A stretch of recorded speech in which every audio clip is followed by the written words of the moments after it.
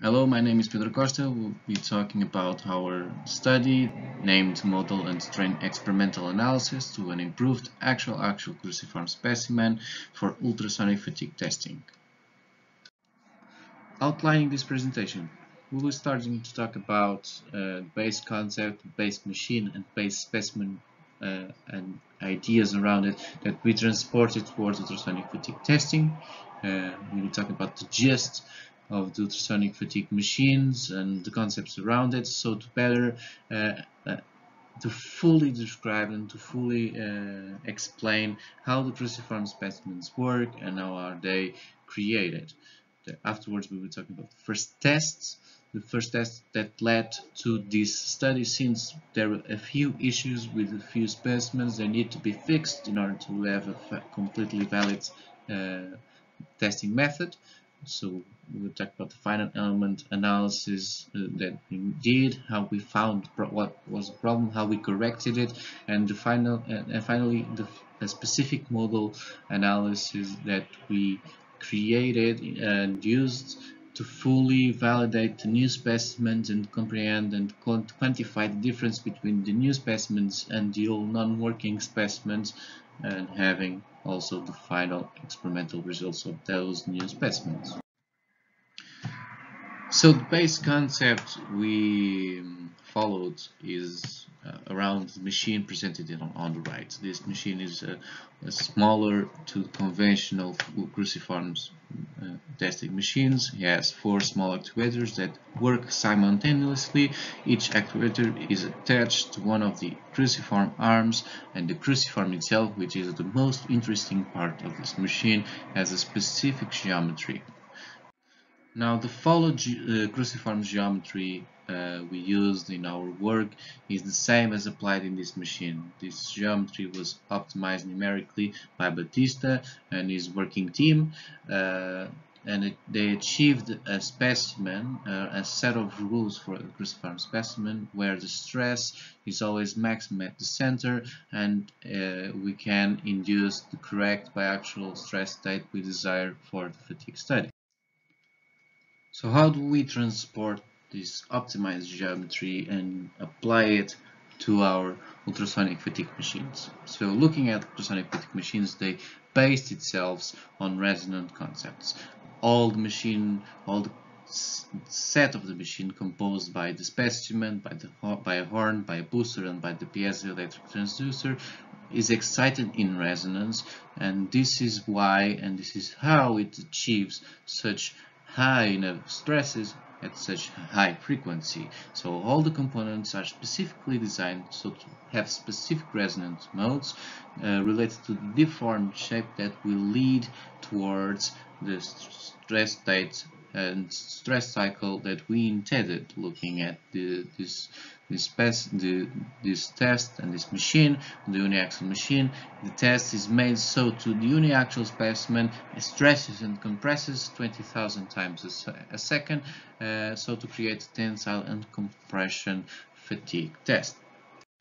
Now, using the concepts of ultrasonic fatigue machines and using the optimized geometry we mentioned, we need to find a dimension combination always following the rules established to this cruciform specimen in order to have a specific mode at 20 kHz that can be excited by the horn and have the displacement shape we intend, and thus having the stress state, the biaxial stress state we want. And this is achieved by finite element analysis, where we change the combination of the dimensions, always following the optimized cruciform specimen mentioned, where we intend to have this TT in phase and the opposite phase CT resonant modes at 20 kHz. Following what was mentioned, in this slide we showed the animation of the two modes, the TT and the CT modes. The TT clearly shows the stretching and compressing of the both arms in phase, thus achieving the tension, and compression by axial state, while in the alpha phase, one arm's direction stretch and the other compress, and vice versa, thus achieving the compression, tension, compression by axial stress state. Now, having the modes established at 20 kilohertz, we can, since they are inaxial, we can attach the cruciform specimen to the horn and to the booster and to the piezoelectric transducer, is having a set fairly similar to the uniaxial presented in the beginning of this presentation. So, with this, and since finite element analysis show good response, we machine a first batch of TT and CT specimens. Testing the first batch, we came to a working CT and a non-working TT specimen. What happened was that even in the CT, the behavior and the displacement shape of the resonant mode along the cycles was as intended, while in it was not.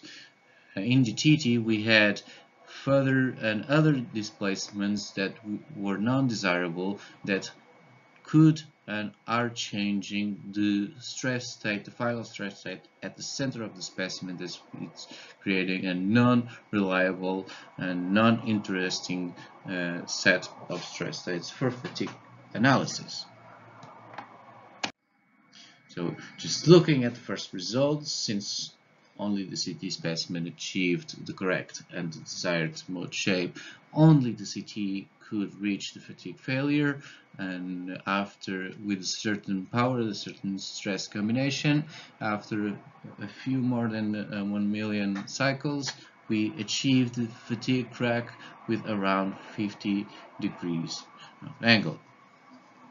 So, with the non-correct behavior of the TT specimen, we went back to the final element analysis that we initially made, and we found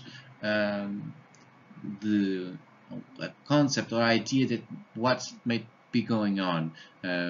With all the measurements we made around the specimen when it was working, we saw that the displacements were connected with certain resonant modes we were detecting in the final element analysis, and having a more complex analysis made set, we came to know that a certain mode, a parasite mode, as we have designated that mode, was influencing the final result, and having a combination between the modes, the desired mode, and this parasite mode together when we were exciting the specimen in resonance.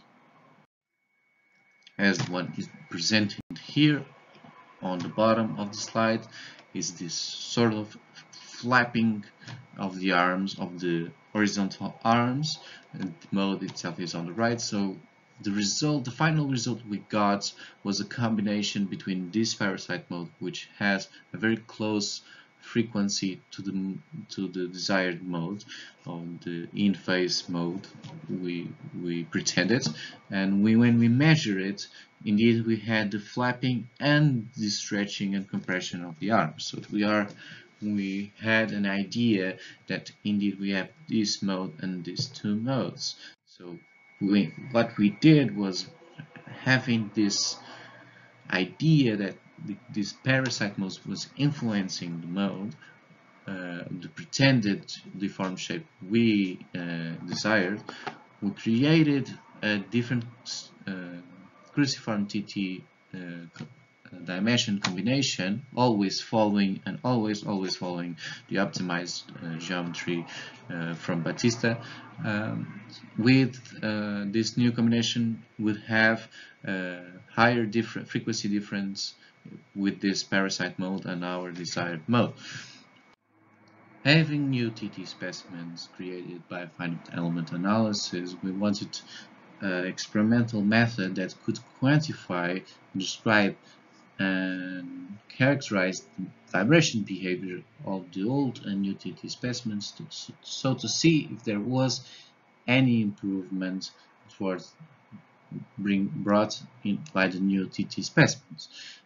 We use the frequency domain decomposition method to describe the modal behavior. And why this method? This method is majorly applied in large buildings and structures as bridges, or in the example we are showing the roof of a Tokyo stadium, because this method does not require the input forces. In case of buildings is, for example, the wind. In our machine, we do not know the input force, because we do not know the force between horn being transmitted to the specimen, and because we do not know this force, we cannot conventionally describe the modal behavior of the specimen, thus using the FDD method. So what we did was, indeed, we applied this FDD method to the new and old TT specimens and measured in the two places where the displacement was the highest in both modes, the desired mode and the parasite mode.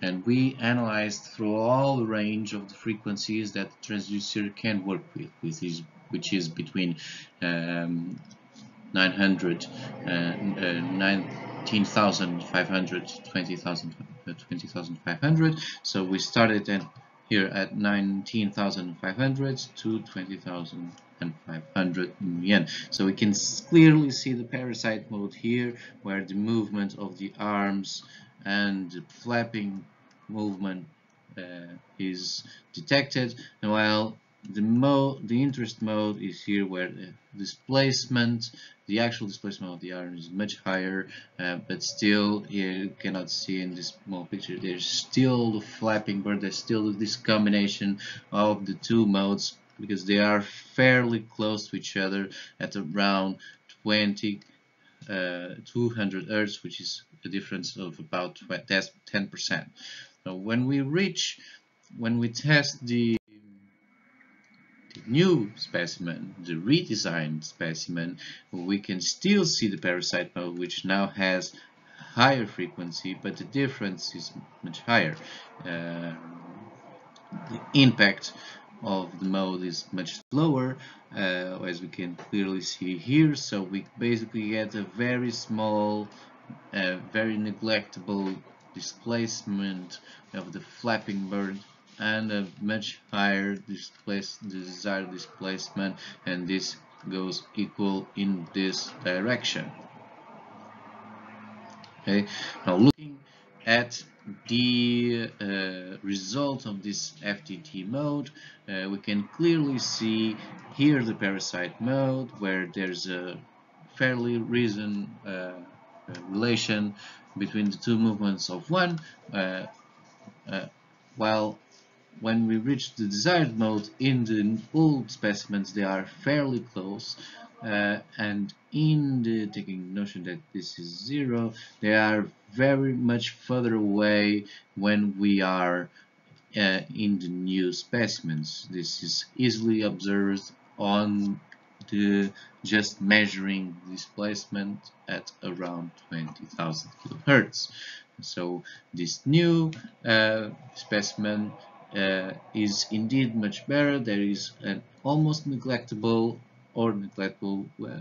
displacement of the flapping birds. The only way to make sure that it was neglectable was to make a strain measurement, and that is what we did afterwards. We applied the strain, a rosette strain gauge aligned with the arms of the specimen, and we tested in two different horns to make sure that it was possible to achieve the stress state in different horns. These two horns have a different amplification factor. One is double the other, which is what we got. The hyperbolic horn is actually double the increase of the stress with the power of the transducer, while in the tapered horn we have half of the stress. And they are fairly similar in the X and Y direction. There is barely any difference or any considerable difference between the two, showing that we are achieving now on this new redesigned specimen the stress state we desired, and having not not being influenced by the new mode, the parasite mode. Concluding now, we proved that we can use cruciform specimens in ultrasonic fatigue machines, thus achieving in-phase and out-of-phase biaxial stress state of tension-tension or tension-compression. Initially, we had non-functioning TT and a functioning CT specimen. For that, we redesigned the TET specimen and we tested and compared the old and the new specimens through a modal analysis, thus proving the improvement and the correct functioning of the new specimens. And finally, we introduced the strain gauges, so to measure the strain and thus the stress induced in the TT specimens, proving their functioning and the validity of these cruciform specimens. In the name of myself and my colleagues, we'd like to thank you for your attention.